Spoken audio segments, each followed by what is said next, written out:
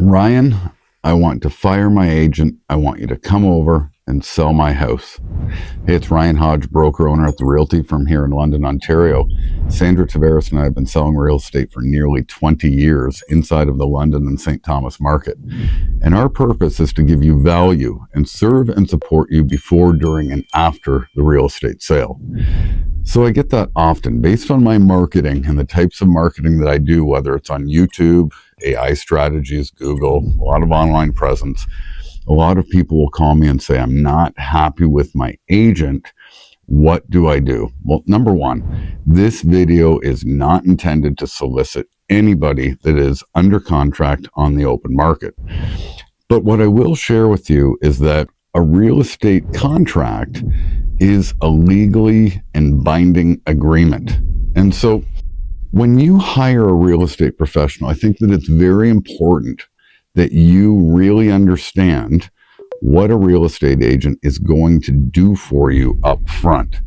And in all of my years, and literally going to thousands of listing appointments over the years, what I have found is that people get very, very focused on the number one thing that is super important to them in terms of what's going to happen in terms of price. And so my encouragement for anybody that is going to sell their home is to slow down the process and think methodically, going over the details when a real estate agent presents what they're going to do to market the property for you. Okay. I also want you to take a look at, are you getting market-driven, deep research data about pricing? And I'm going to explain both sides of this in this video. So, number one, under our rules and regulations, which is the Trust and Real Estate Services Act. So that's the act that we are governed by, including the Real Estate Council of Ontario. Under the Trust and Real Estate Services Act, we are supposed to provide a list, which is usually a schedule to the listing agreement, of all the services that we are going to offer in terms of marketing your property for sale.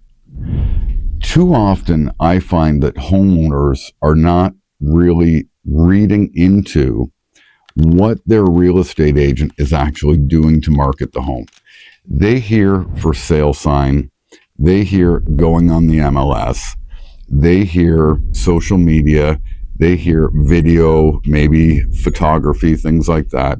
Very, very standard things that just about all real estate agents are doing.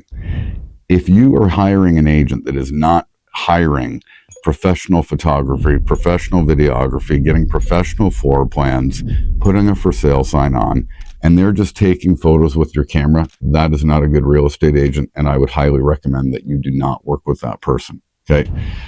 Real estate agents get paid, compensated, a substantial amount of money if they sell your property. Now, I digress. They only get paid if your property sells on the listing side. And so it's important to recognize that a real estate agent is going to make a significant investment of time, energy, and a financial commitment to selling your property, especially if they're bringing in things like staging, which we do on just about all of our listings. But you need to have a very detailed list provided to you, including lockbox, how your home is shown, other services that will be provided in terms of negotiation, the data that you're actually going to be given, looking at the types of social media. Okay, it's one thing to post to random friends and family about, I'm great and I'm selling real estate. But are you getting the data and the information in the services list that shares where your property is being targeted? Is a London property being targeted to the Toronto market? And how so? Is it being run with, specific types of ads and, Google marketing, Facebook marketing, Instagram marketing, but paid advertising that's going to go out to the masses? Because right now, that's really important. Capturing the GTA market, in fact, to me, is absolutely critical. I own a company called Selling Tools, which you might be able to see. Selling Tools, a long-time software company that I acquired, and it's been in business nearly 20 years, and it is a software company for real estate agents where we actually manage ad campaigns for agents all over Canada and the US. And so we know what we're doing. Our full team of developers and our full team of Google and Meta experts certainly know what they're doing when they're positioning properties out to the masses. And we explain that to all of our sellers. We also explain what we are doing specifically in the new age of AI. Are we using the different platforms? Are we doing deep research? Not just with what most people are using, things like ChatGPT, but using Claude Code to put your listing on our websites, to use Perplexity for deeper research. I know some of this, like me, sometimes it's over our heads, but you're supposed to get a list of all the things. You're supposed to understand how you're going to get feedback on any of the showings that, happen at your property. So when you go to list the property and another agent shows the property, is your agent following up once, twice, 3 times? How are you getting that feedback? How do you know that you've been, the requests have been given? These are all of the things that you're supposed to understand as part of the agreement that we are obligated to provide. And I find that too often home sellers are so concerned about the price and whether or not their home's going to actually sell at that price that they skip the details. It's given to them, but they don't truly understand. And when a home's not selling, who's usually to blame? Quite frankly, it's typically the real estate agent.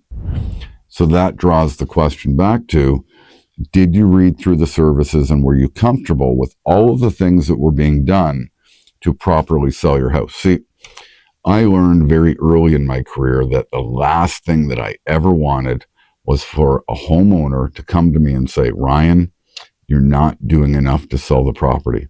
And so that list of services, very, very much evolved along the way, especially with the onset of different technology. But it was always something that I provided with deep market research that I could comfortably say, I'm doing anything and everything I can to sell the home. Now, are there times where I need to readjust my strategy or think outside the box as far as perhaps why a home is not selling? Absolutely. I have a property right now on the market that I know is being driven down by a specific demographic in terms of the way that the market is shifting right now. And so when you look at, the strategies and things like that, as far as, pricing, sometimes you need to take a look at the big picture in terms of, who's buying and selling an area. It's not any, particular type of person or, specifically in that regard, but really looking at, is it the same buyer that has always been buying in an area, or has that shifted a little bit and values are changing both upwards or downwards? Okay, so thinking outside the box, looking at the different strategies that we might take in that scenario, or perhaps a home shows perfectly well, but just needs a few tweaks. Maybe it is a restage or something to freshen up the listing. There's always ways that we can improve. The second part is deep market research. Too often people hear the price that they want to hear, and they accept that price for what it is, even though it may not be actual fair market value. When I price a property, I go through multiple approaches of value.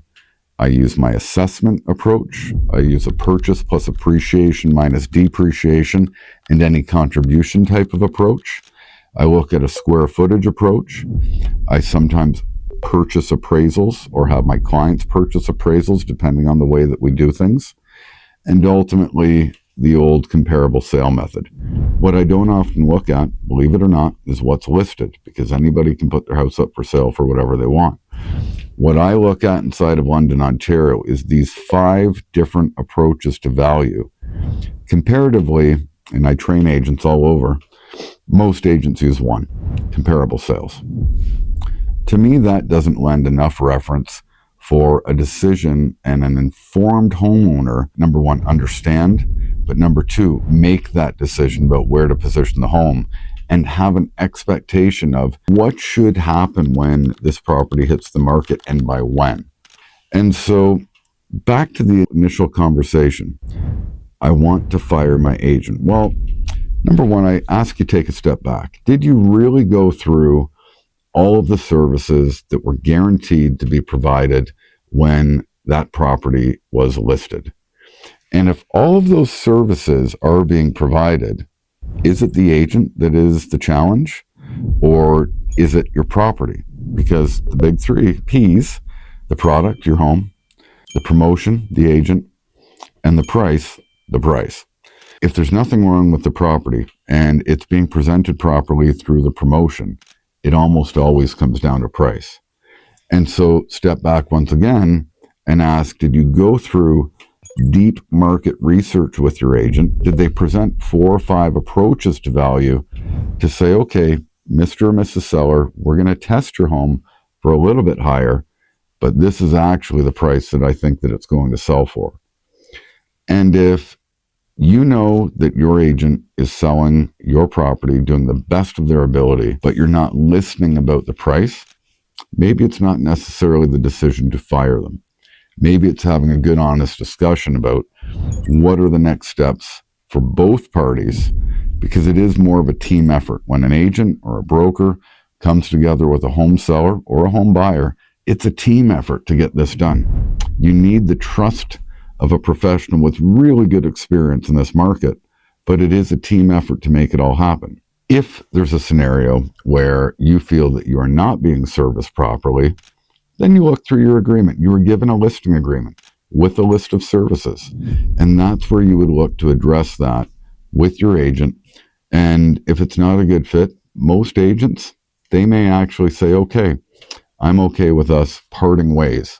And sometimes that just happens. Not everybody's a good fit for one another. You also want to look at inside of your listing agreement, is there a cancellation policy? Remember, a real estate agent is spending a lot of money on signage, video, photography. You get into staging, you're talking thousands of dollars on average. And so if there's a policy in place, which if there is a cancellation policy, it's going to dictate what that number is. You would know that already if you're looking to cancel beforehand. Beyond that, if you were misrepresented or if you felt that fiduciary duty, which a real estate agent, when you hire them and their brokerage, owe you fiduciary duty, confidentiality, accountability, fully protecting your best interests. If you feel that that's not happening, then you may want to seek independent legal advice, or you may want to check things out on RECO, www.reco.on.ca, if you felt that you were not being treated fairly or if perhaps some rules were broken. I don't think that's maybe the case in this video, but you are supposed to know exactly what means and resources you have if you're not satisfied with an agent. But you have to be careful if you say, I just want out of that agreement, because it is a legally binding agreement. And I always suggest that people try and work amicably to get to a successful spot in the agreement in terms of a successful sale, because that's when the agreement really comes together. The agreement between you and the real estate brokerage and that particular agent, the compensation that you're paying for a job which is well done, hopefully, in terms of getting you a successful sale and your family moving on. So that's a little bit about, that key question. Can I just go and fire my agent and hire you to sell my home? I think that you want to take a step back, but I also think that you want to know the facts when it comes to these things. Again, I've been operating here in London for nearly 20 years. I've been involved with an awful lot of real estate sales. And my purpose is always to serve and support homeowners and buyers in London and St. Thomas and all of our surrounding areas in terms of helping you before, during, and after the sale. If you have any questions, reach out to me, 519-601-1160. You can always visit us online at www.ryanandsandra.ca. If you have any questions at any time, don't hesitate to reach out. If you enjoy this content, be sure to like and subscribe to my channel. Always here to support. Have a great day.